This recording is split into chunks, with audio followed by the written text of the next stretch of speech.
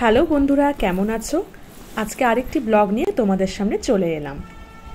আজকে আমরা একটা পুজো বাড়ি যাব, আর সেটা সবাই মিলে যাব। সাধারণত আমার মা মানে শাশুড়ি মা কোথাও যায় না, কিন্তু ওই যে কোনো আত্মীয় যদি একটু নেমন্তন্ন করে তাহলে যাওয়ার চেষ্টা করে।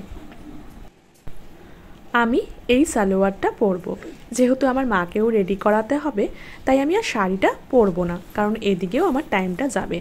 আর মা যেহেতু কোথাও বের হয় না, তাই হাতের কাছে জিনিসগুলো থাকে না, তাই একটু বেশিক্ষণ ধরেই খুঁজতে লাগে।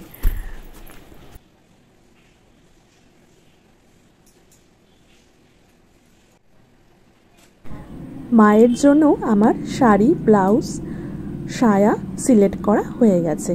এই যে এই শাড়িটা মাকে পরাবো, যেহেতু এটা ভালো করে আয়রন করা রয়েছে এবং এত গরমের মধ্যে পিওর কটন, সেজন্য এটাই পরাবো। আমাদের প্রত্যেকটা মেয়ের কাছে ড্রেস পরানো থেকে মুখটা করাই বেশি সময় লাগে। তার জন্য আমি মাকে বলি, মা আমি মুখটা আগে করে নিই, তারপর তোমাকে শাড়ি পরিয়ে দিব, তারপর আমি ড্রেস পরবো। তাই যথারীতি আমি মুখটা করে নিয়ে মাকে শাড়িটা পরিয়ে দিই। ওই যে একটু আগে বললাম, মা কিন্তু কোথাও বের হয় না। মার ঘুরতে যাওয়া বলতে এই আত্মীয়ের বাড়ি, আর এটাই মার কাছে অনেক। হয়তো এটা মার কাছে প্রাপ্য নয়, কিন্তু দুর্ভাগ্যবশত মা আজকে এই জায়গায় দাঁড়িয়ে রয়েছে।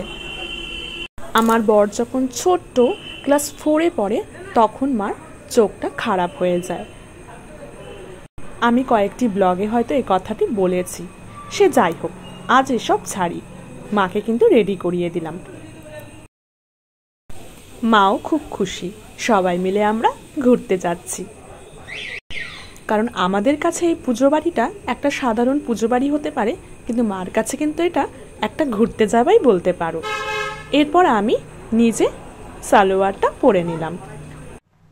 আমি সেদিন একটা নিউড মেকআপ করি, তারপর মাকে নিয়ে আস্তে আস্তে নেমে গেলাম এবং পৌঁছে গেলাম মা শীতলা মায়ের মন্দিরে। এটা একটা বাড়ি যেখানে মন্দির রয়েছে, মা শীতলা মায়ের মন্দির।